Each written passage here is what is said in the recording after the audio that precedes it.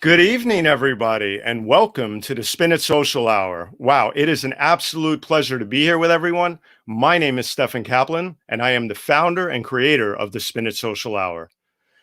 I am a social media visual strategist that has been working on this show for 38 weeks now. 38 shows, must be 38 weeks. Actually, this is number 39. And the Spin It Social Hour is a labor of love born out of care and concern for our photo community. I started this show because when the pandemic hit, I realized that I needed to give back and I needed to help our photo community because everybody was getting hit hard by the economic fallout of this pandemic. It has been a long road for all of us. It's been a very, very difficult road, especially also for photographers. Jobs have been canceled left and right. Many have been turned to do many different things. And I must say, so many of them are doing such incredible work that it does my heart good to be able to bring them on. We had this show on Saturdays for a while, but it is now every other Thursday at 9 p.m. Here we are. And it is a pleasure to be in prime time, I must tell you. I am thrilled. Out of 39 shows, well, this is the 39th, out of 38 shows, I have to tell you, we've had some incredible work shown here, some amazing stories told. And I know that, it's just been an incredible journey together because I consider it a journey with the photo community. So tonight, we're going to bring on Edward Leskin, who's a great photographer out of Pennsylvania, who has been working on a great project for a while. He's one of the big fans of this show. But first, I just wanted to say it's been an amazing experience bringing together all of my multimedia skills. I've worked with the likes of the Pulitzer Prizes, for 3 to 4 years doing live social media for them. I was a photo editor at the New York Times for over 15 years. And I've dived deep, I'm going to date myself a bit here, into my Rolodex. And I've made sure that I've brought my digital Rolodex, that is. And I've made sure to bring, so many talented people to you every week. So I thank you for your time. I thank you for being loyal fans of this show. And I am going to now give Edward the buildup that he deserves. I have put together something really special, as I do every other week now, for the photographers, based on the work that I've curated from all of their hard work. And let's do it for Edward the same way. Here we go. Enjoy this. We all see in color every day, says Edward A. Leskin, photographer and Spin It Social Hour's most loyal viewer and commenter. How we see things in the mind before we present them. And with black and white, there's less distraction. With color, we have all these tones and hues and everything. In black and white, what seems more black and white, that seems more graphic to me. And it is much more efficient in portraying emotion, form, even abstraction, and very powerful. While Edward carried a double major of fine arts and political science at Moravian College, his concentration was photography at the Pratt Institute, from which he graduated with an MFA. After 20-odd years in the family business, Edward became a full-time photographer. His most iconic image may be of a man at the Vietnam Veterans Memorial, which the Vietnam Veterans Memorial Fund has used again and again in its promotions and materials. It was such an honor to have to put my name on everything, Edward notes. However, the project that draws him back again and again is documenting the people and the history of Bethlehem Steel. Edward's photographs of the old plant and his portraits of the steel workers who were employed by Bethlehem were included in the exhibition, The Steel Way of Life. His work is also part of the collections of the Historic Bethlehem Partnership, the National Museum of Industrial History, and the Steelworkers Archives, Inc. Currently, he is preparing a book of his photographs of Bethlehem Steel and its workers. Among his other projects are documenting the politics and social conditions in Russia, Israel, and Palestine, bringing together his two passions of photography and political science. Folks, it is an absolute pleasure to bring on one of the big supporters of this show. Please welcome Edward Leskin.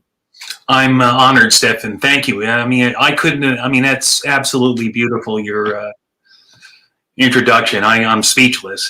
Thank you. Well, I'm going to take a drink of water real quick after reading that.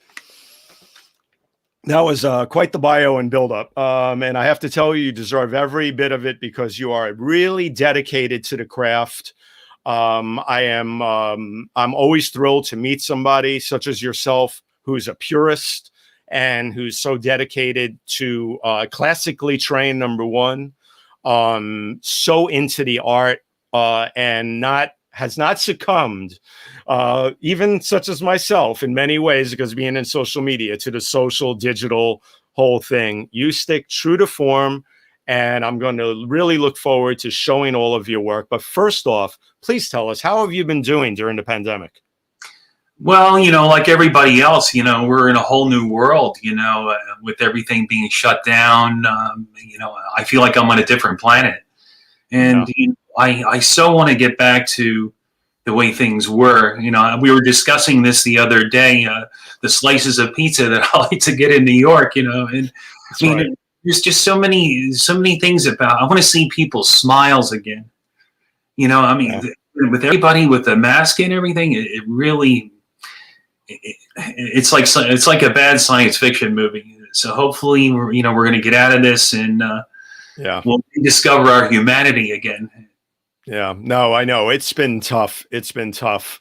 But one of the things that's even tougher is in terms of, we've all been cocooned, so to speak, for 10 months now. Yeah. And it's just tough hearing the news every day. It's tough hearing the news every day. I've taken news fast. I'm sure you have as well.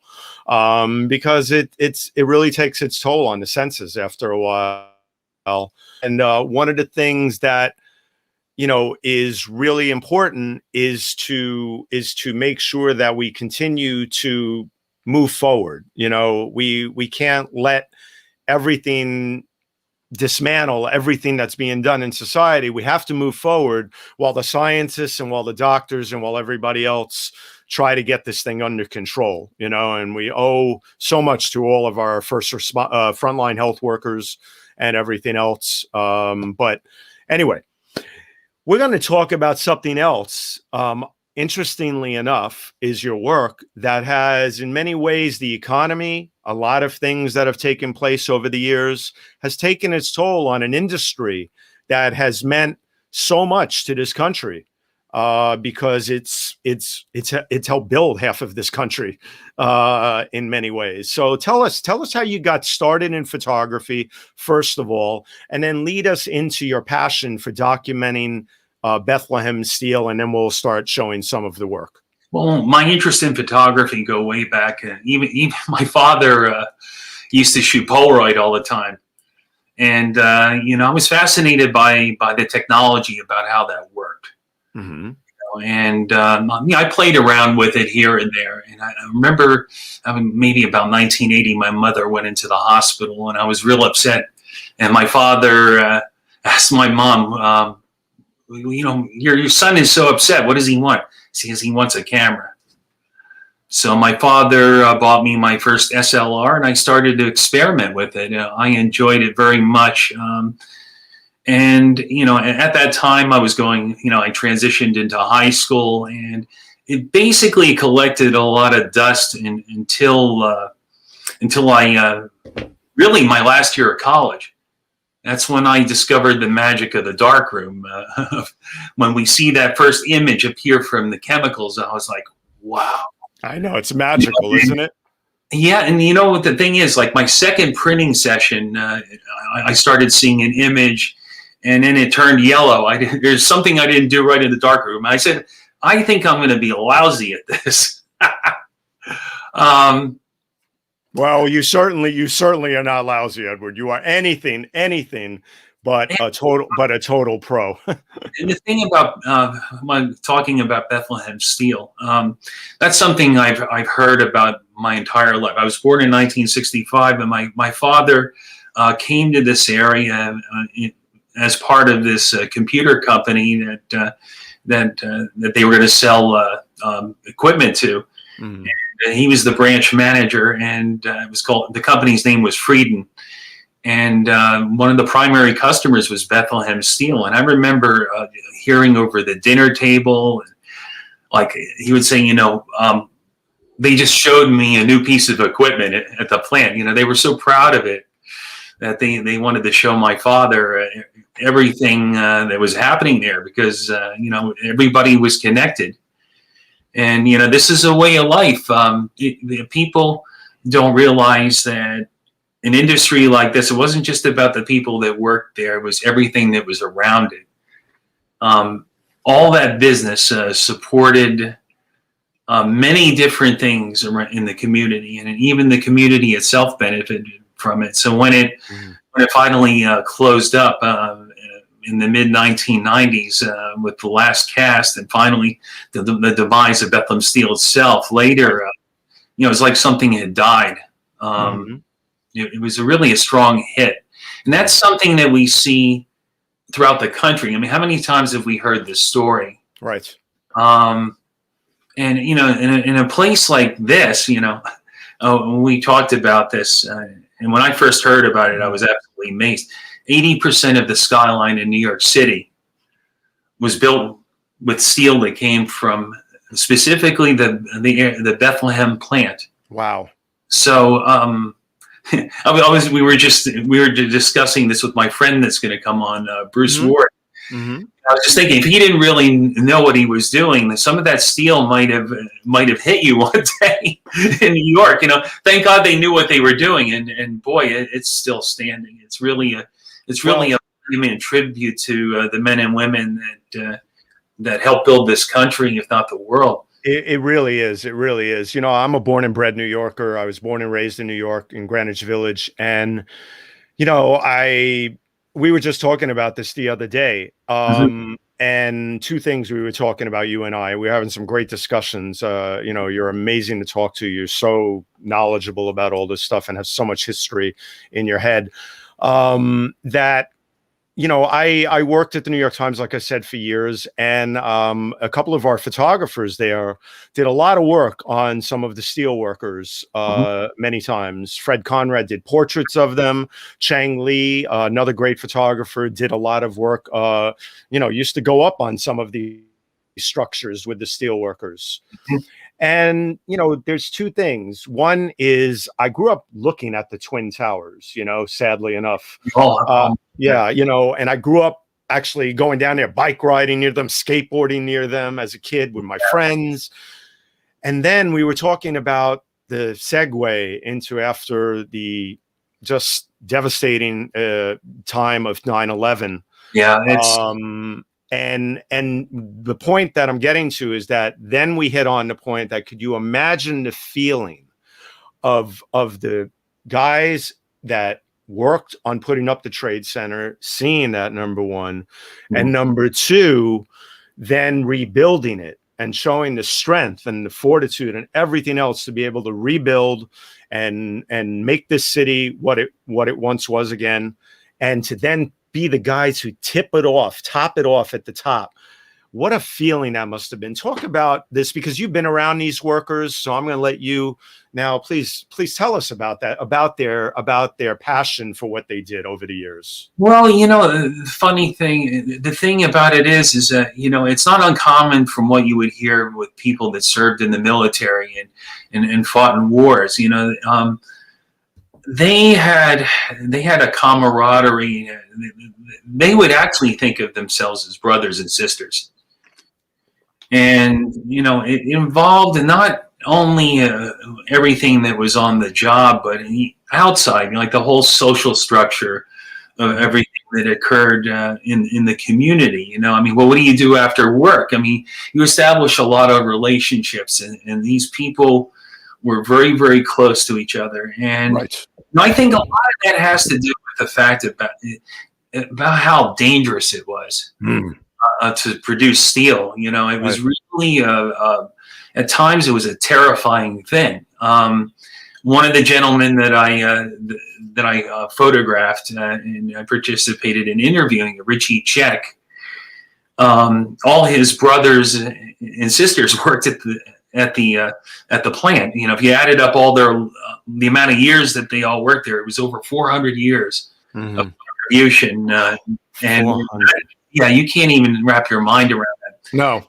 but he told this story, and my friend Bruce Ward and I, we were interviewing him, and Mm-hmm. you know, Bruce is very good because, you know, he was an actual steel worker. He added some things that I couldn't. Mm-hmm. And Richie started talking about somewhere in the vicinity of the blast furnace, there was an accident, and they had to, you know, they sent some people down to find out what was going on, and they didn't come out. And then they sent more people down, and they didn't come out. And then more people down, and they didn't come out. You know, and just the way that he told it, it was haunting. And you know, you think about what all of those sacrifices. Well, yeah. I remember a story, you know, when I was photographing part of this, when I was going to Pratt Institute, and Mm-hmm. all this started. I remember hearing a story of a gentleman who he was hit with water, Mm-hmm. and his head blew up to the size of a pillow, and there's nothing anybody could have done for him.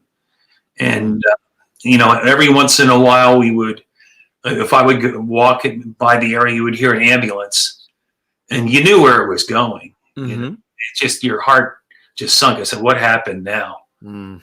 You know. Well, that's the thing, working near industrial plants or anything else, you know, unfortunately, there are going to be these incidents when Yes. things happen, and you know that when you hear sirens, that it's not good, of course. Their lives are in each other's hands. You know, if somebody messes up, that could be it. And well, we've seen that all around the world. I mean, when we've had incidents with miners, whether it's here, Brazil, wherever, you know, anything where these catastrophes, those miners were trapped for how many days in a row underneath, I forget which country it was. I'm drawing a blank right now, but you know, it's an incredible job and feat, and very courageous job that many of these guys did over the years. But you said the word haunting, as I put this photo up, oddly enough, when I was going through your body of work and what you've put together, the images are striking, but they're also haunting. So tell us about how you approached photographing the remains of Bethlehem Steel that I'm going to go through here. Well, I mean, the first picture that you have up there, those are actually the Copley cement kilns. They're very old. They were, let's see, I have a note here. They were from 1892 to 1893. They were built, and it was decommissioned in 1904. Right, because I have this photo right here. The inscription here is 1891. Yep. So you know, it was contributed by the cement company to, like, as a museum. Right. It's like 72% of all the Portland cement in the country came from the area of this plant. Wow. In 1900. Wow. Now, the photo that I showed at the beginning, Edward, this one here is so unbelievable. Tell us about this. And also, I mean, when was this? Because the plant is no longer functioning, correct? So when was this taken? That was taken in 1989. 1989. Okay. And how did this come about? Because it's an absolutely striking photo. Certainly was part of my thesis work at Pratt Institute. And you know, when you first see something like this goes back a long time. How many times I've gone by there, and you would look at that flame, it actually would have a bluish hue to it. It was really something. And you know, when I remember being at Moravian College at the art studios, which weren't that far from there, maybe about 2 miles. You would constantly hear the noises of this thing as if it was alive. It was a beast. And finally, you know, when I got to when I became proficient in the darkroom, and I started developing film, and I applied those skills to graduate school, I got that very same camera that my dad bought me in 1980. I used for this shot, and I believe I used Tri-X for it. And you know, it's part of that process that Ansel Adams always talked about, pre-visualization. Mm-hmm. See, what time of day would I want to go out there? Well, That's right. obviously, I want to wait until the sun goes down, and I want to get that glow, and that's what I waited for. And it was cold. It was around this time of year, and I walked down to the edge of the river, set up the tripod, and did timed exposures, and developed the film. And I had a really wonderful image.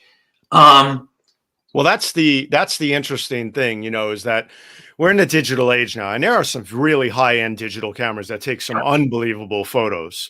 Yes. But you can tell when you've shot film. And this photo here. Here's an interesting thing about this image, though. Now, don't tell me it's digital. No, but digital helped a little bit. What happened is because it was a roll of film, we all have various focal lengths that we use. The initial shot was taken with a 24mm lens, and I also had a 50mm lens with me. So there were a couple of frames here, a couple of frames there, and they were always separate prints. So what I wanted to do is I said, if I were to look at this now, how would I shoot? I would try to shoot it in medium and large format. And, you can't go back in time. So what I did is I layered in the 50mm shot, which composes all the details in the center of the frame where you could see the blast furnace and everything. And then as I worked it out, I had to redo every pixel. It was like 50 hours of work. Well, post-processing and doing stuff in Lightroom and all these other programs today is so amazing to learn how to work. I'm going to invite on in the near future someone great. He's probably going to hear about it for the first time right here, because I probably haven't even told him. The nice thing about this is I was reimagining it. How many times have we gone back into our negatives and we say, something I can bring something out of this that I didn't think about before? And it's you can bring out so much. Andrew 𝐒𝐸𝐺 is his name. He's an amazing Photoshop expert. And anyway, so this proves it. I mean, you put some work into this, but it's a beautiful image. Regardless of it, the actual image is intact and it speaks true to form. And of course, old film, other things, this and that, you work on it and you come up with this beautiful finished image here.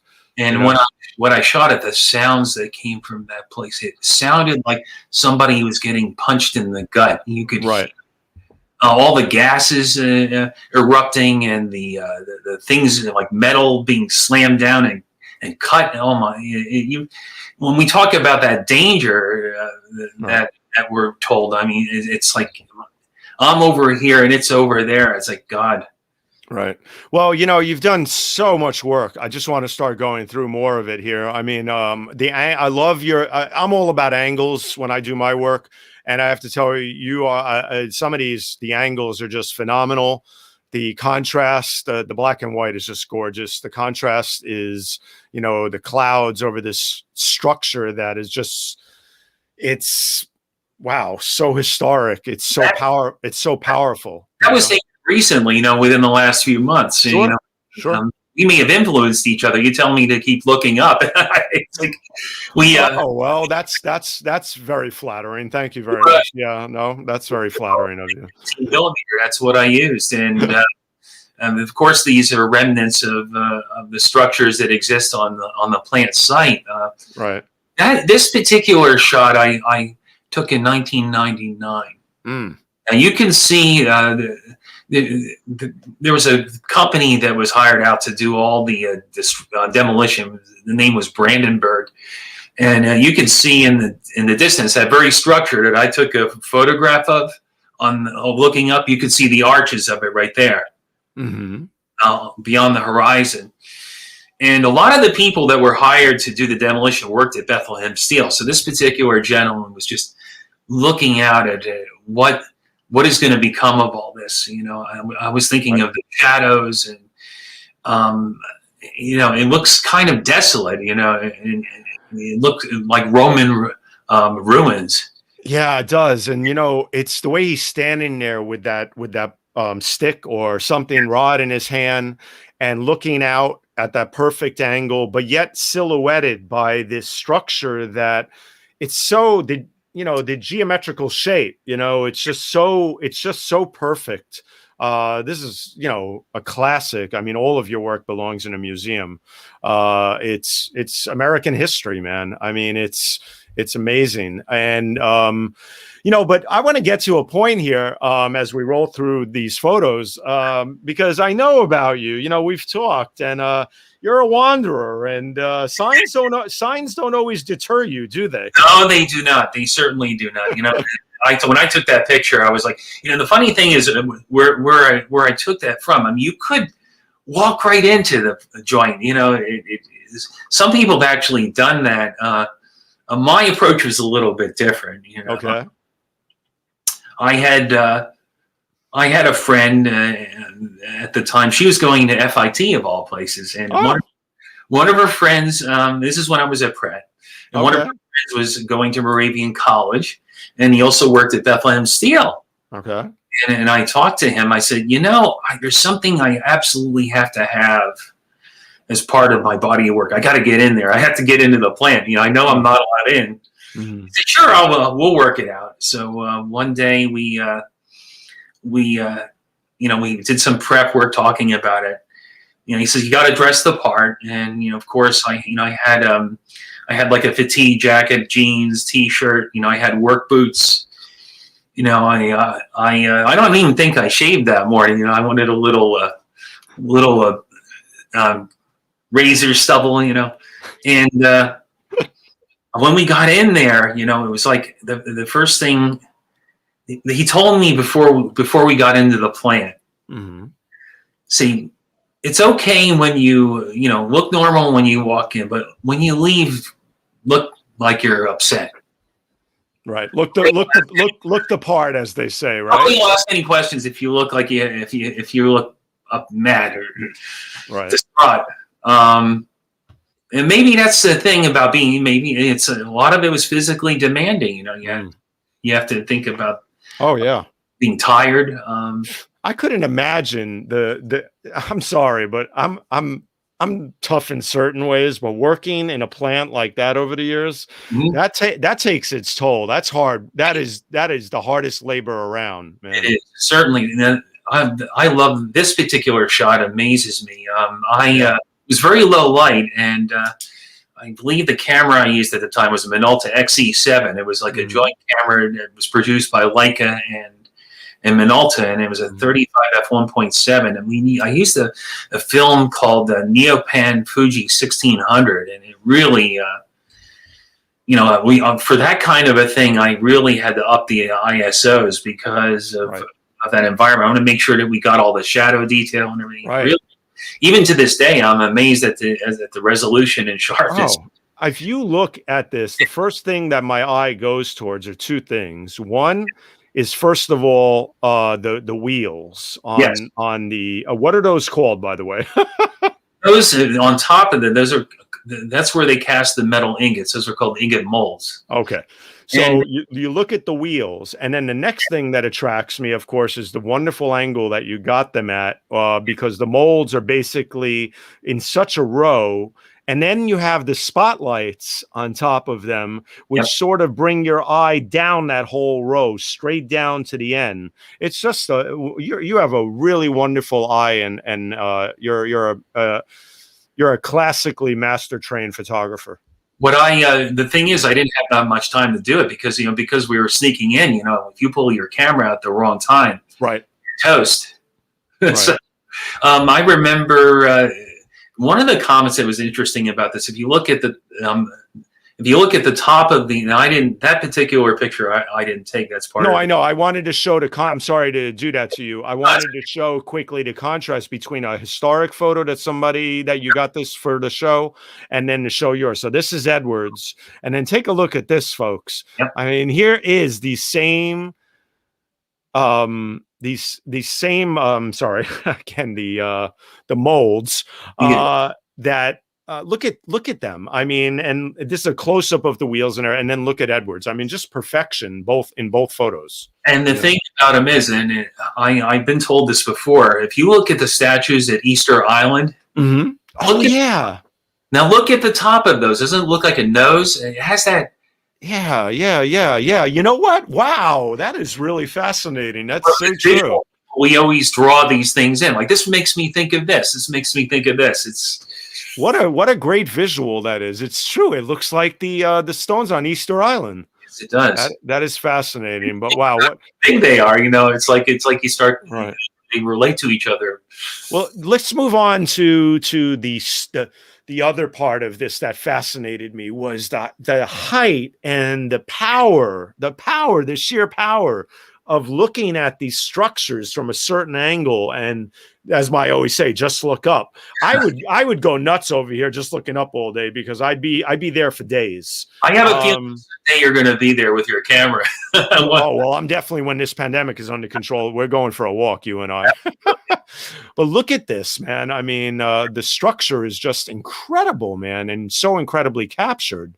Let's roll through a few of these so we don't miss any.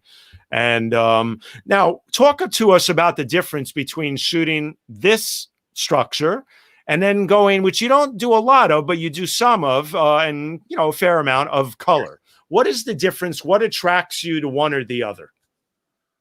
Well, I think the other one, I mean, because of the extreme angle and everything, the graphic content, I thought that the black and white was obviously the choice. Right. I mean, it's almost like it's an abstraction. We think in terms of shapes, right, and forms and tones, and, right. And I don't think it would have appeared if it was in color. I don't think it would have had the same impact at all. But yet, when I get to this photo, Edward, I look at it, and the first thing that attracts me, the black and white has its unbelievable qualities, of course. Yes. I'm a huge fan of black and white.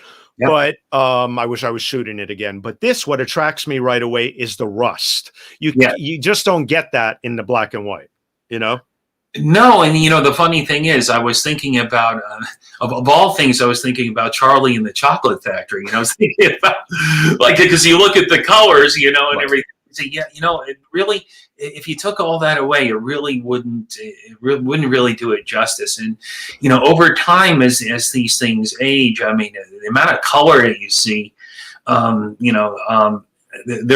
have been many photographs taken in this, people done close-ups of it with just the colors, and you wouldn't even have known what it was. It could be an abstraction. But yet you get to, some more black and white. And once again, it's the sheer power of the structure. Yes. It's the magnitude. I mean, this plant is humongous. It pardon me for saying this. It reminds me of something almost out of a science fiction movie in this frame. And if you think about the kind of technologies that are in that thing, all the valves and systems that had to work right to prevent the maintenance of it. It is to some it would be science fiction. Right. I mean, look at this. It's something out of a movie. I mean, the angles that you took this at, you got so close in nature to the structures. This is a really, really fascinating photograph. When I was thinking about it, when I look at that, it may have been in my mind. I was thinking about Escher's work. Okay.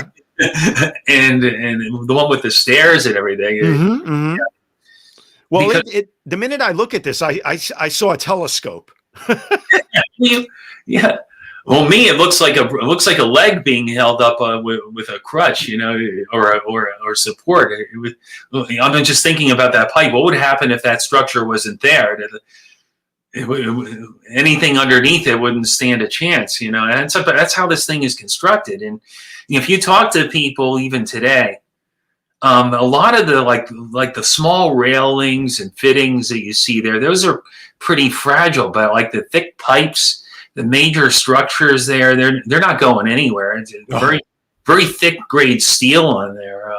So let me ask you this, because the first thing that comes to mind as we're talking about this is the plant there's no plans to dismantle it yet, right?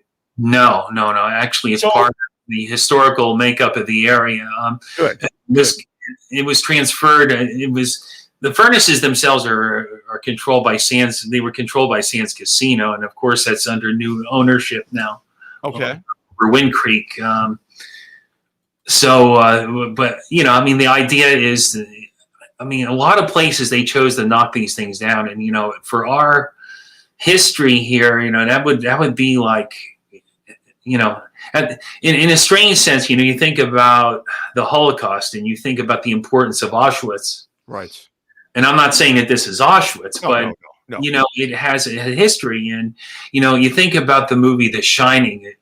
When something shines, it has a history that it could be good and it could be bad. You know, we think about the times before they had unions. Right.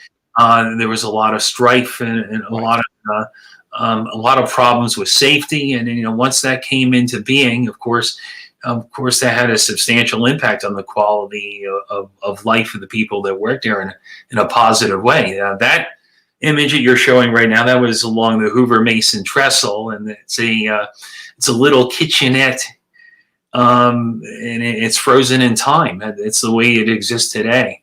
Right. Well, you know, the thing, this is such a ghostly image, you know, because it makes you think instantly of the humanity of the blood, sweat, and tears is the only way I can put it, that was put into every day at this plant. And to see this haunting, ghostly image of a boot with the little oven there on top of the other oven, you know, it's, and the little the glass there and the dust, what's left, you know, the stories need to be told. And that's what's so important about the work that you've done, is that we can't let this ever be forgotten. No. I mean, you know, while this is there and collecting dust and other things, remember here, as I go through these next photos, that the life of people that lived near the plant, that lived and worked in the plant. I mean, look at this photo. I love this photo because you see the structures in the background from the plant. You have the American flag in the foreground, and you have the classic structures of where people lived in front of the structures of the plant. Talk to us about documenting some of the life that I'm going to show here around the plant. Well, you know, that was one of the first things. We can go back to that image with the flag. That's the one thing I wanted to start with. I wanted to start with the memorials with death. And I remember when back in graduate school, I remembered when I first started with that series, my thesis professor, Phil Perkis, looked at the work and said, "You've got to keep going back there." I said, I had a feeling that I was going to do that. Mm-hmm. And like this particular image, I was walking on the same soil that Walker Evans walked on. Yeah. See, we all remember his iconic shot in this very cemetery. And, you know, I didn't include this shot. I don't know what happened to the exact negative. It was kind of an experiment. But you know, at one time I set up a camera in front of a certain tombstone, and I took the picture.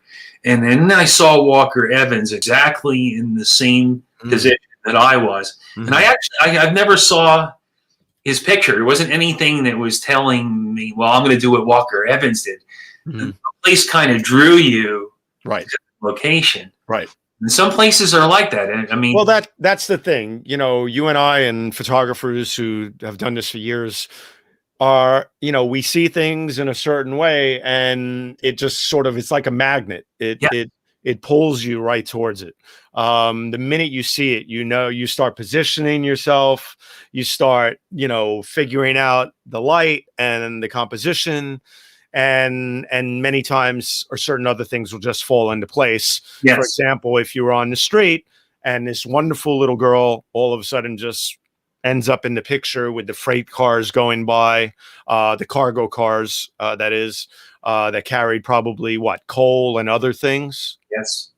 So this is, you know, this picture speaks volumes about the life around the plant, about the people who lived in the area.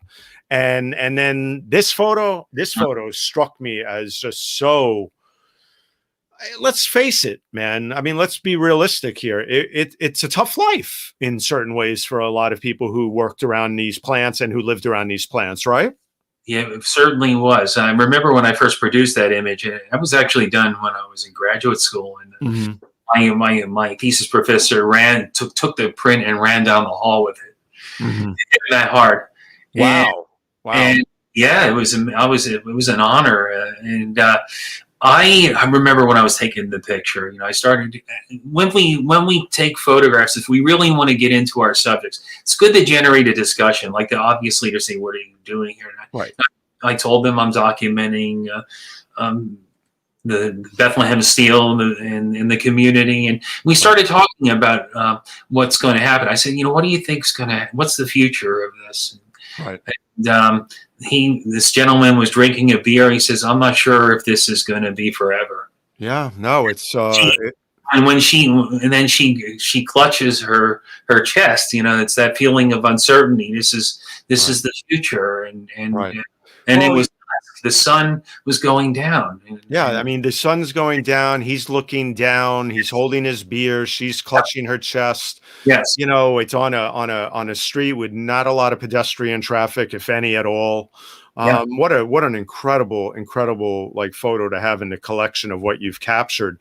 But the other thing that you've done is you've captured some amazing portraits. Now, before we show these, I just wanted to show a quick little clip.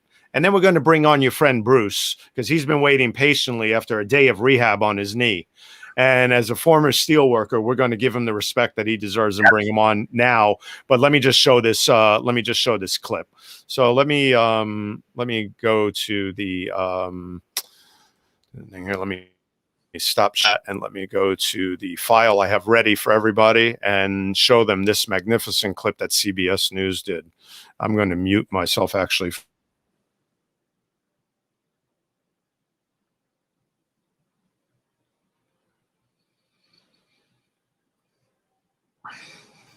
The steel mill in Bethlehem, Pennsylvania has been shut down for a decade. You look at it now, you can't believe it. But Richie Check, who spent more than 40 years working here, still can't get used to the silence. No whistles, no horns, no nothing. It makes you cry. Check is 80 years old now. His father worked in the plant, and so did his 9 brothers and sisters.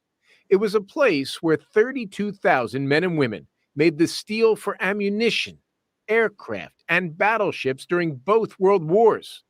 The Golden Gate Bridge, the George Washington Bridge, 80% of the buildings that make up the New York City skyline, they were all built with Bethlehem Steel. Takes your breath away. Wow. I mean, that is just amazing. Amazing. I have to tell you that clip was just what we needed to really add that tremendous impact of, seeing Mr. Check there. It makes you tear up almost because, he gave his life to serve the country and help build it. Look at what it built. Talk to us some more about that, Edward. Well, everything that you see, I mean, if obviously, going through New York City, I mean, you look at the Chrysler building, you look at the Verrazano Narrows Bridge. I mean, you can go on and on and on. You all remember the iconic photo from the Depression era of all the steel workers sitting on the beam. I mean, how many That's right. have we seen that? That's right. And the thing that really amazed me, when you talk to the people that work there, they look for marks on the beam and would tell you where it came from. And they were so proud if it was a Bethlehem Steel beam, and there was a sense of pride and say, I was part of that, Right. Well, let's have, I'm going to give you two the spotlight here, and I'm going to move you around so you two can have the spotlight because you deserve it. And you doing all that great work. And let's talk and introduce Bruce Ward. Bruce, nice to see you. Bruce, how are you? Stefan, it's fabulous to be here. All pain aside, we're doing really well, and I'm excited to be here with Ed. And Well, you're a real trooper, and we appreciate you being here because not only you're a former steel worker that also documented a lot of the plant. We'll show some of your photos in just a few minutes to include in this presentation tonight and this show. Historical account by all things. Is that you had rehab today on your knee, and here you are helping us out by showing up and being a part of this this history here. So thank you. And Edward, how did you guys meet? How did you guys work together for a few minutes? And tell us about your relationship there. I'll start off with that. I was involved with a theater production that was a joint project between Cornerstone Theater in Los Angeles and Touchstone Theater. And the title of the production was called Steelbound. This was documented by CBS Sunday Morning. They had a whole segment of it.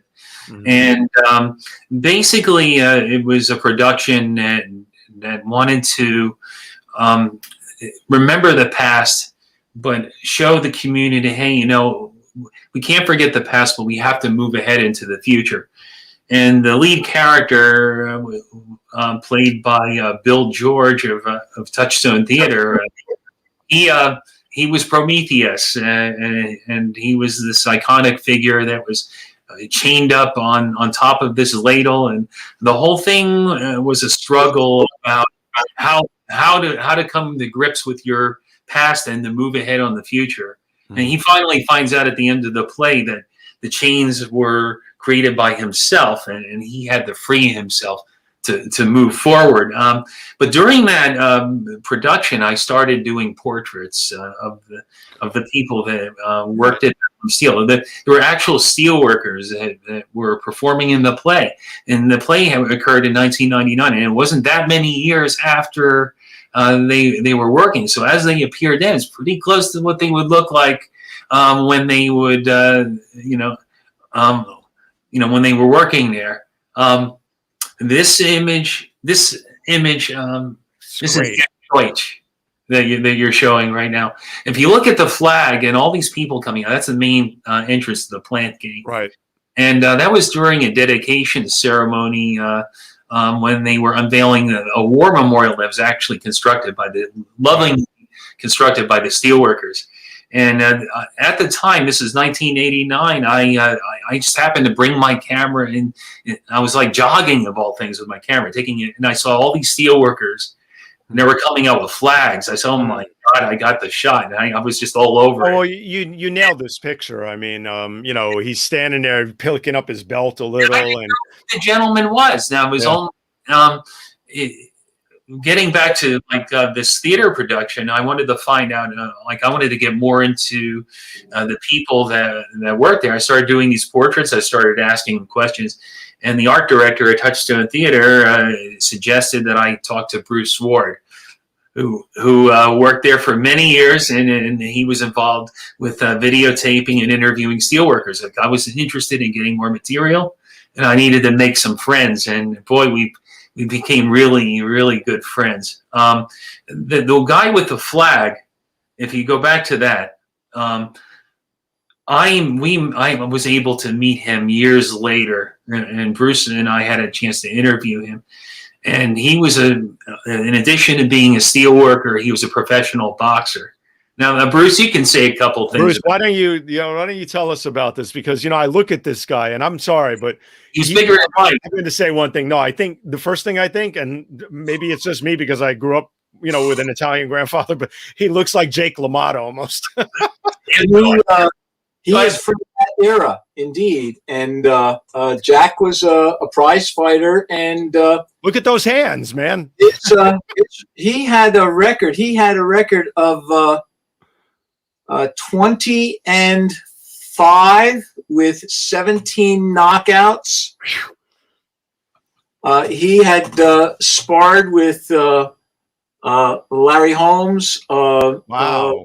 Ali, Chuck Wepner. Wow. He had a fight with Wepner, in fact. And Wepner was known at the time as the Bayonne Bleeder, and they had to stop this fight on a cut.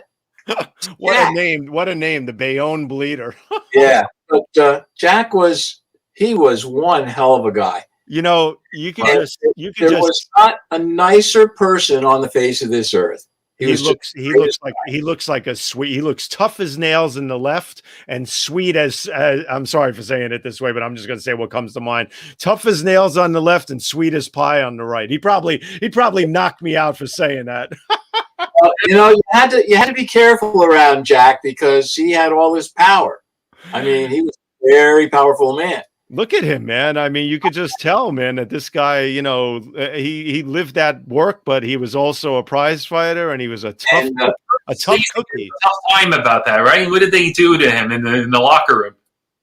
What did they do? Oh, well, I'm not going to tell you that one. I will tell you though that anytime that anybody bumped into him or was giving him a slight of any kind, he would just go, "Hey." Yeah, I'd walk away if I was somebody else. But let's go through some of these other portraits here because we want to get through the rest of the work. So you know, let's give just a look at these faces. Look at this. I mean, I had to combo these together. This was the perfect combo in my opinion. I hope you like it.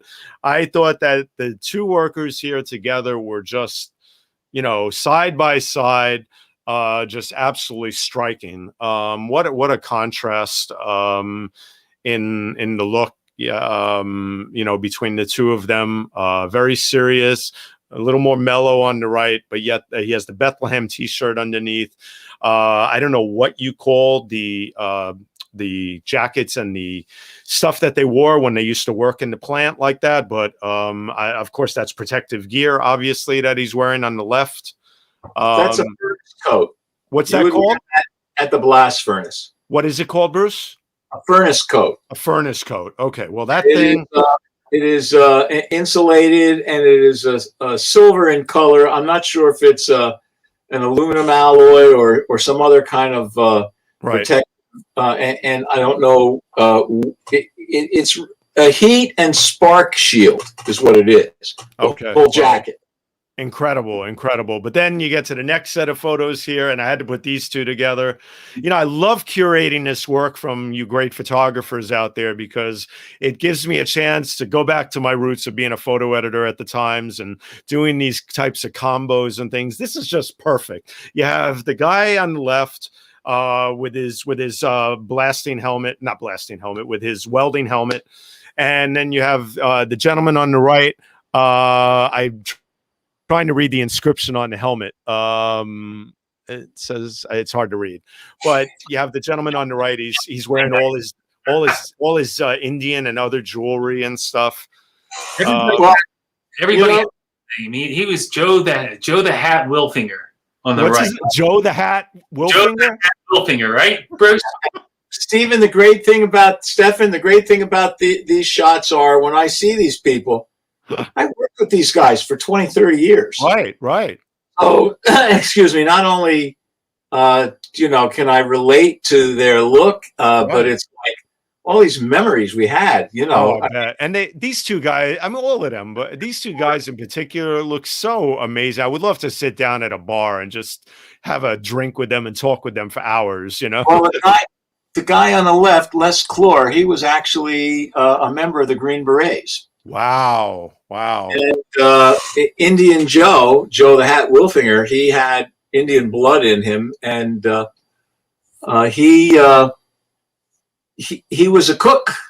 He would, you know, in the carpenter shop when the holidays would come, you'd bring your food in. Joe would organize who brought what, and then he would do his work early in the morning, and then, you know, an hour before lunchtime, he would be in the shanty getting everybody's lunch ready. And yeah, so I love these portraits. They are so gorgeous. And you know, Edward, you did beautiful portraits here, man. One thing that's very important about this, and it's good for the viewers to know this. And when we were talking to them and interviewing them, you know, there's a comfort zone. They felt very much at home with us. And a lot of, you know, we would start talking about of memories. You know, Bruce would bring things up, and they would relax. They would become themselves. So it isn't really like, well, okay, you know, we're just taking this portrait like it's a school portrait. No, it's not like that. This is the real thing. This is to be authentic as to who they are. And yeah, and that's the thing, the one thing that I've always talked about on this show with many photographers and everything is, for many photographers, you guys, I mean, Bruce, you work there. Edward, you grew up in the area and you've really know a lot about the story.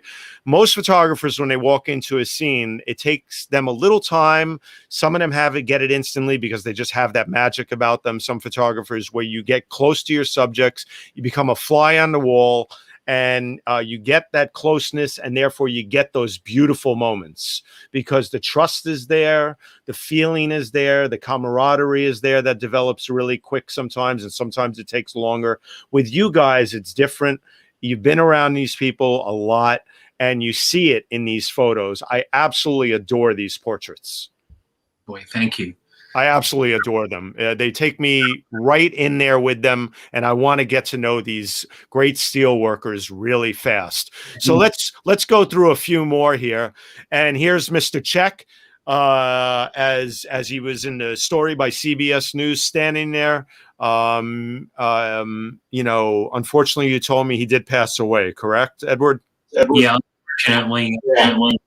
He was 84, I believe, and I worked with Richie for many years. He was my A man, and the things I learned from Richie go way beyond what you learn in a work environment. I mean, these guys, day in, day out, any kind of weather conditions, any kind of working conditions, they were there at the plant. And when you spend that much time in that kind of an environment, you become so knowledgeable of it, and you become not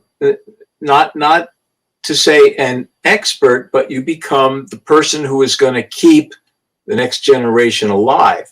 Right. No, don't touch that. Don't work over there. No, bring that over here. No, you need to be over there. Now watch yourself here. Right. And he talked about when he was just starting in the plant, how the guys did that to him. The older guys, because they were the hallmarks of safety, because they knew what could happen. And some of the stories I could tell you about Richie firsthand are amazing. He was just an amazing person. He knew how to do everything. And he was so emotional when he would tell the stories. He would be in tears. He would really. He was like the biggest voice that, well, certainly the Steelworkers Archives had, but just the steelworker community itself. And when he would tell a story, his voice would echo, like it would have a resonance to it, and it was unbelievable, right, Bruce? I mean, yeah, he was a natural storyteller. He really was. He certainly. I'm so glad that Edward, you had posted that clip from CBS News of Mr. 𝐒𝐻. Is it 𝐒𝐻 or 𝐒𝐻? I'm sorry. 𝐒𝐻. Mr. 𝐒𝐻, because I have to tell you, he captured my heart in that clip, man. He really did, because my grandfather for years was an engineer, and then he did other work as a taxi cab driver in New York. But regardless of the work, I'm just saying that, there's something about the old timers that just bring you back, the stories, the history, of course, the hard work that was always put in. We live in a different world now, but we need to remember the immigrants that are here now, and many from the past, including right now, all these frontline workers that are doing all this essential work right now, make me think of the incredible hard work that's being put in right now just to survive this pandemic by so many people. I'm just drawing a correlation here between hard work on all ends, and I want people to always remember that where this country was built by many, many people, including these steel workers and including these immigrants now who are delivering food every day while everybody else is sitting home waiting for the food, and they're risking their lives with COVID and everything else. So we need to be, Stephen, every generation has its tests, and in that we're all connected in some way. Exactly. And you guys documented such an incredible part of this. Look at this photo. I mean, wow. I could sit here and look at these faces for hours and try to think about what they may have been thinking at this moment, you know. Just beautiful. Let's roll through some more. So this is interesting. We let's give just a quick little brief moment. You talked about it earlier, but now that we're at this point, just a brief moment about the contrast between this historic photo here and then how it was made into a play. Just give us a summary of this, please. This is Festival Unbound. This was performed in 2019. They performed it inside of the Charter Arts High School in Bethlehem, and this is the successor to Steelbound. You know, this was the community's way of asking, okay, it's been so many years since everything closed, and we've been through so much. Where are we going to go now? You know, and one of the things that they wanted to do, obviously, they wanted to remember again the sacrifices and these contributions of all these people. And yet the idea was to concentrate also on the young people, you know, how they're going to remember everything, and then create a new, have the community be reborn, and how all these different ethnic groups and religions and in this melting pot, you know, how are we going to forge ahead? Right. And this is such a powerful photo from the production that you shot, because you know, I remember you speaking about this guy standing on top of one of the structures that sort of like a Christ-like stance, with those chains coming down, holding him up, and the other workers around him. It must have been a very powerful play. It was extremely powerful. And, you know, if you look at the bottom right-hand side, you see that pile? That was a tribute pile. They were taking artifacts and they're putting them in this pile as a remembrance. And it's like almost like an offering type of thing. Bruce, you remember? Yeah, absolutely. Well, really, really just incredible. So here's Bruce, everybody. So Bruce, take us through a few of these photos that I'm going to show while we go through them. Here's you obviously at the plant. This is after it's been closed down, obviously, with your camera and everything. But tell us about your journey into the plant after working there for so many years to take more pictures. It was kind of surreal because while I was there, I really didn't want to have anything to do with the plant. Just get me out of there. It was just a horrific place to work. And then when I got laid off, I went to school for radio and TV. After I graduated, I figured, what am I going to do with this education? I mean, so I started talking to the people I used to work with. I said, do you want to be interviewed? And most of them said, no, I have nothing to say. It was too soon after the plant had closed. So in about 1998, when they started getting ready to do Steelbound, I got a couple of people to say yes. So, and that's, of course, when and where I met Ed.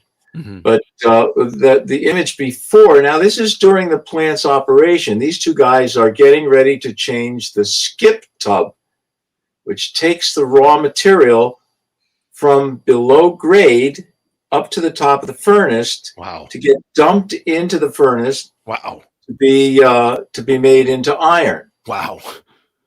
This is such, you know, wow. I looking at these two guys with their I don't know, would you call them hot suits?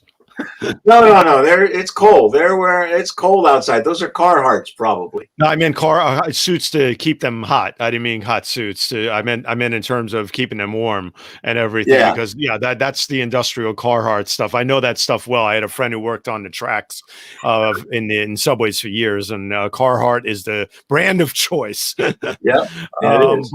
But what a great photo, by the way, Bruce. Actually, unbelievable photo. I love this because I always tell people, do panos of certain structures and sites, because you get the whole the whole, scope, the whole scope, Well, these pictures, Stefan, they come from the part of the series that I had a pocket Instamatic camera that I took with me. You weren't allowed to take pictures in the plant. Right. And right. if I would have got caught, I would have got fired and my camera would have been taken, plus the film. Wow. But it was in the mid-late 80s, and the plant was starting to go down. I mean, severely go down. Yeah. Started in 73, there were 13,500 people there. Right. By the mid-80s, there were maybe 4,500 people there. Right. So you could see these reductions in people, and I thought, you know what? If I don't take some pictures of some of this stuff, it's not going to be here, nor will the people. Well, that's the thing that you guys have done, is you've preserved history here, and we're very thankful for it. I want to go through some of these other historic photos here that you guys provided me with to show our viewers and to be part of this segment that we're doing tonight, because it really then brings everything full circle. So let me show some of these, and I mean, look at the workers with the stogie and everything, and they're getting, they're tightening up some equipment there. But these photos here of the actual steel, the being poured, and this photo is I look at it, and the first thing that grabs me is the guy holding his helmet by his heart, and the other guy sticking his head out the window as if, please take my picture so I can be a part of it, so I can be a part of history. This is American history, man. Look at this photo, man. I mean, it's something out of it's all of these photos. I just pray are going to be not just in the archives of. Tell me the place. There's two places they're in the archives of. Well, these are from the collection of the Steelworkers Archives. Okay. And I just pray that they're going to end up in some major museums too. Not that those aren't important, but I also hope that they end up in some major museums. Now with that, go ahead, Bruce. Some of the stuff is also in the National Museum of Industrial History. Okay. And we also have the Historic Bethlehem Association. Right. And we also have Lehigh University has quite an archive. Great. Because look at this. Look at this photo, folks. I mean, could you imagine walking through this on that level there with that steel and everything with the I'm sorry, Bruce, give me the proper technical term. Well, they're making steel from iron at that point. Okay, look at that. I mean, the heat alone. Bruce, how hot was it down there? I mean, it was so hot. When you left the steel company in the summertime, the whole world was air conditioned. So let me ask you a question, Bruce. Are you a winter guy or a summer guy after working in here for all those years? I don't do winters anymore. It's just much too brutal. I worked outside for 28 years, and that was just too much for me. Yeah, I know. I'm sure. Not only did I work outside, when we were looking at all those shots of the blast furnaces, right? I was at the top of every single one of them. Wow. And it's like you can do it while you're young, and then of course when I talked about Richie Check and how the old timers told him, and then he told me, and then I was supposed to tell the next generation coming up. Well, there was no next generation, so right. We didn't have anybody to help carry our torches and our materials to do a job. We had to do everything. No, you guys were. I'll say it straight. You guys, and no pun intended at all. No pun here. It's straight fact. You guys were Iron Men. Well, thank you. No, you were Iron Man. I mean, this is the toughest of the tough work. I mean, but yet, let's get to just a moment here because we have about 15 minutes. I want to 10 to 15 minutes left. I want to talk about, just for a brief moment here, the precision, because you look at all. Edward touched on this earlier. You look at the structures, how big they are. You look at the stuff that was built to pour this stuff, to mold it, to do all that stuff that built America, and then you look at these photos, and you have to realize, right, Edward, the precision that went into all this. Yeah, and then you think about the scale of it too. I mean, the number 2 machine shop, right, Bruce? Like all those places, you have these like huge lathes, but everything had to be done exactly. And some of these things were parts for nuclear power plants. I mean, you can't mess around. Right. I mean, you're looking at a boring machine that's going to bore anywhere from 99 to 120 inches. Wow. 12 feet. You're boring a hole in a piece of metal 12 Amazing. feet diameter. But let's also remember, and I wanted to just show this real quick, that 270 tons of Bethlehem steel back in the days were used to build the moon rocket transporters. Look at that moon rocket transporter, folks. These Iron Men help make sure that we got to space. And we had liftoffs and everything else by creating these structures that transported the rockets to the launch pads and everything. Look at this. I mean, amazing, absolutely amazing. When I first started there, I was just so amazed when you would go through the machine shops and you would go through the treatment facilities, and then you would hear and read history and documentation on all of the naval vessels and arms, Right, that came out of Bethlehem Steel Corporation. right. I mean, there were 3 or 4 shipyards. There were, Wow. I don't know how many plants, and they would pump out. They would set a keel for a ship in 4 days. Set the keel. Oh And my then God. after that keel was set, it would take 30, 40 days, 50 days to get that ship completed. But they were pushing out a ship a day for 1,000 days. A ship a day. Look, folks, did you hear that? A ship a day for 1,000 days. That is absolutely an amazing amount of work. Bruce, how many people worked in the plant at one point? Well, like I said, Steph, I started in 73. There were 13,500. But during the war, Wow. I'm talking probably 39 to 48, I would say. You had 25 or 30,000 people working there at just sorry to interrupt you, but I wanted to ask this before I forget. What were the shifts?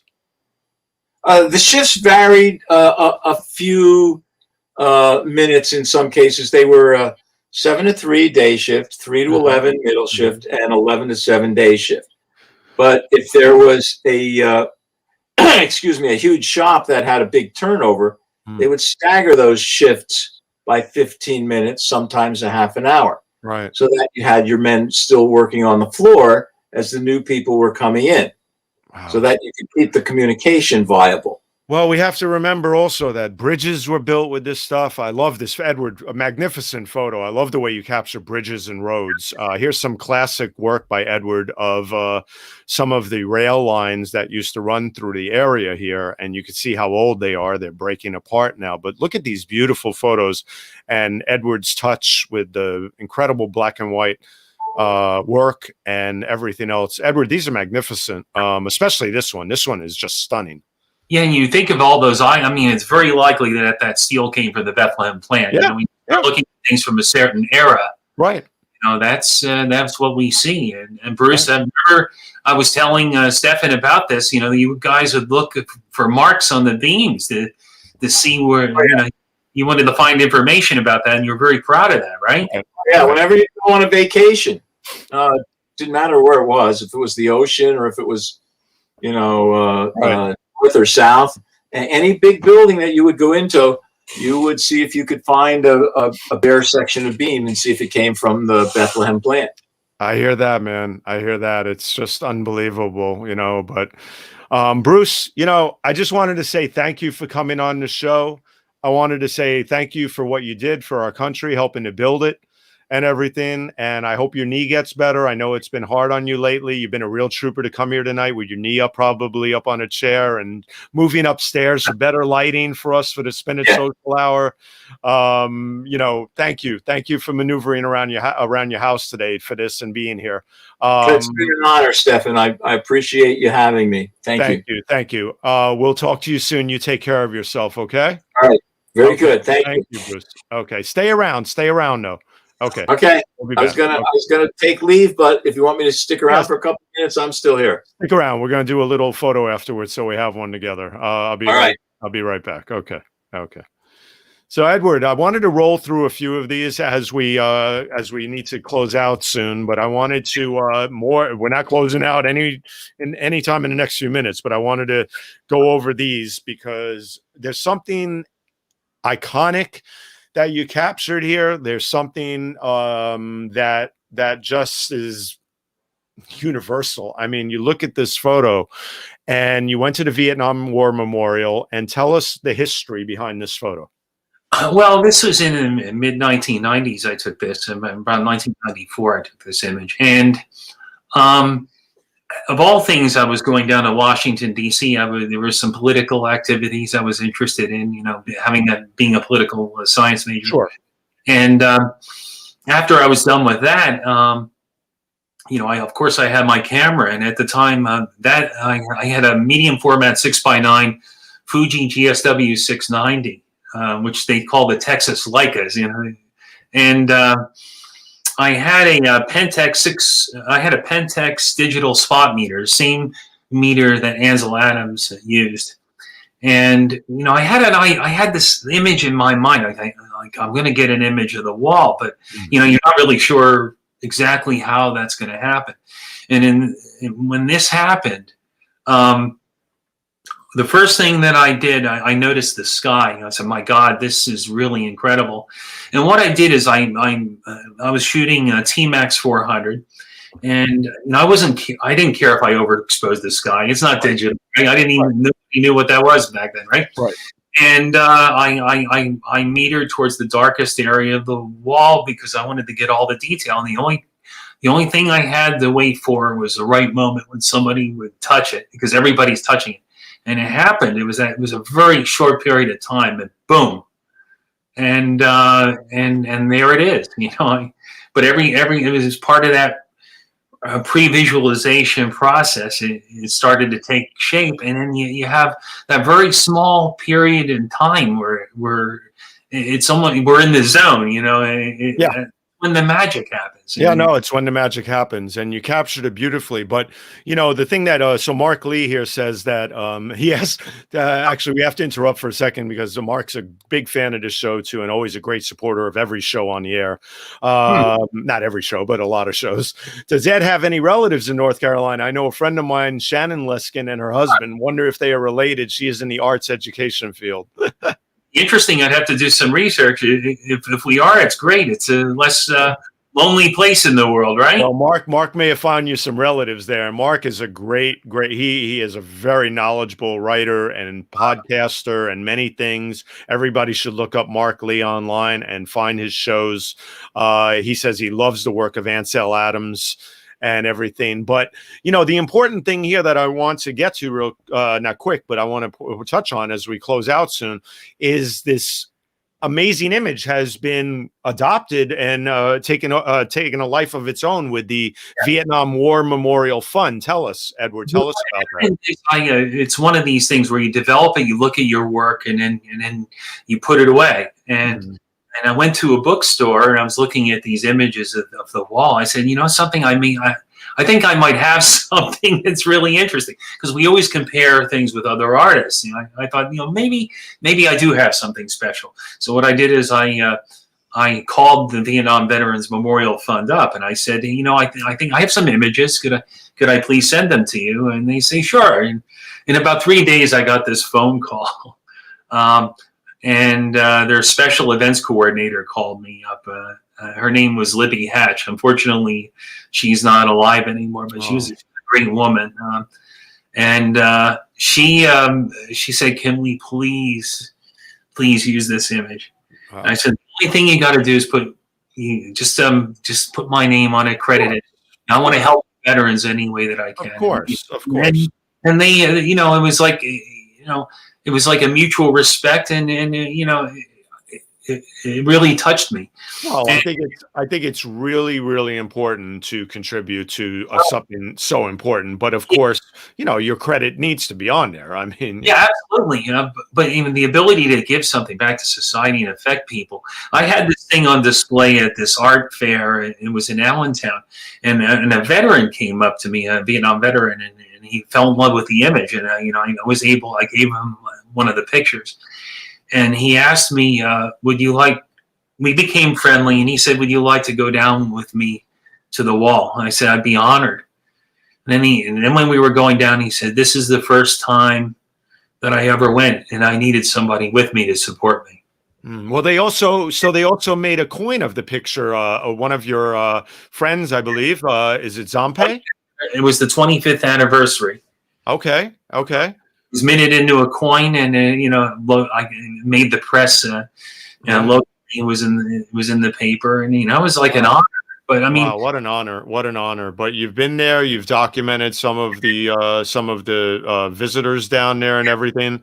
But what I want to switch to for a minute too is, I want to tell you this personally, having curated and gone through all this work that you submitted to me for the show, was such a thrill.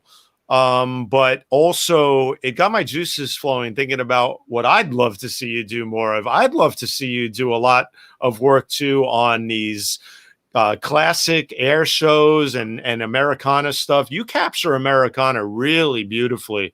And I have to tell you, I'm going to go through these because we need to, but these photos that I'm going to show right here are absolutely amazing. This is wild. And look at these beautiful images that Edward Leskin has taken, and some of the reenactments at some of these shows. That's the World War II weekend in Reading, Pennsylvania. It happens once a year. And with COVID-19, unfortunately, a lot of things were canceled and delayed. But that's something to go to. It's very, very interesting. This is a magnificent picture, man. Thank you. I look at it and I'm just like, how did he do that? I mean, that is amazing. You captured that perfect moment where you were obviously, this is on the ground, and then yet those fighter pilots, the air show is doing its thing, the pilots in the air, and you got that perfect burst when they were doing this sort of simulation of going in different directions, the way these air shows, do these things sometimes. This is just magnificent, absolutely gorgeous photo. And wow, the contrast between the silver and the clouds in this one. And this is that what kind of plane is that? B-29 Super. B-29. Okay. Wow, look at that, man. I mean, oh man, that's a beast. But let's close out on a happy note. Those are beautiful, happy photos too, in terms of the beauty of them. But let's end up on a happy note here with an incredible photo that you took of your daughter once. And I want to close it out here on this photo because we're at that time limit. But what an absolutely stunning photo to have of your daughter with this beautiful beluga. I'm sorry, porpoise, right? Yes, it's a bottlenose dolphin. Bottlenose dolphin. And man, I hope you have this on your wall because I could look at it for days. Yeah, that was a special thing, And I was at the time it was the first Leica digital that came out. I had a Leica M8 and a 35 f2 Summicron. Mm-hmm. And I kind of saw it coming. It's like this anticipation that you're going to see something appear, and then it happens. And the way that you have a human being and you have an animal, and they're communicating with each other on a level that's incredible to me. And the fact that it was my daughter, it makes it even makes it even more special. It's You captured some moment there, man. That is a father's dream to capture a photo like that. I have to give it to you. Hats off. But Edward, I have to tell you, man, it's been an absolute, pleasure to have you on here, to show all your work, to talk about this history with Bruce. For a quick second here, it's been a show where I didn't have time to do this, but I wanted to quickly bring on our great co-producer, Jonathan Borstein, who's a tremendous help to me every time I put this show together, who's a dear friend and puts up with all my quirks in putting this show together, and cracks the whip when I need it to be cracked. Jonathan, introduce yourself, please. Jonathan Borstein. I am a full-time flaneur, part-time tech, sometime writer. And I do have one question Go for it. you, which is, you've been a loyal member of our audience for upteen shows, and now you've seen the other side of the show. What do you think? Well, it's very stimulating to me. I like the dialogue. It goes back to the ancient Greek traditions of speech, and just to have that interaction with my work. It's energizing to me. It's thrilling. And I'm very honored. And one thing I was talking to Stefan about this. COVID-19 brought us all together. Mm-hmm. Because I remember. Peter, I was commenting on Peter Turnley's work, lovely work, and Stefan friend requested me. That's how I found out about this, and of course I wanted to say something because we want to, even though everything's closed down and everything, we want to be part of something that's bigger than ourselves, and we want to give something to humanity, and that's the true essence of what you guys are doing, and it's an incredible. Honor to be associated with it. I get a chill up my spine. It's a beautiful thing. Well, you've been, like Jonathan said, you've been one of our biggest supporters, if not the biggest. And we appreciate your viewership. We appreciate your friendship. And now we appreciate you sharing your incredible work with us. So one of the things I quickly want to do, just stay on, is I want to mention our sponsor. I should have done this earlier, but I didn't want to interrupt the importance of this show at that moment. I'm sure they'll understand. And then I just want to give a quick shout out to a colleague, and then I'll be right back and we're going to close it out. Folks, the great Edward Leskin. Keep in touch with him on Facebook. Find him if you ever want to be able to show his work in a certain exhibit, if he's willing to work with you guys on something. He's a great guy, great photographer. And Edward, hold on, we'll be right back. I'm going to intro this quick video from our sponsor, StreamYard, who I'm always proud to have this show broadcast through. Greatest platform on earth, in my opinion. Here we go.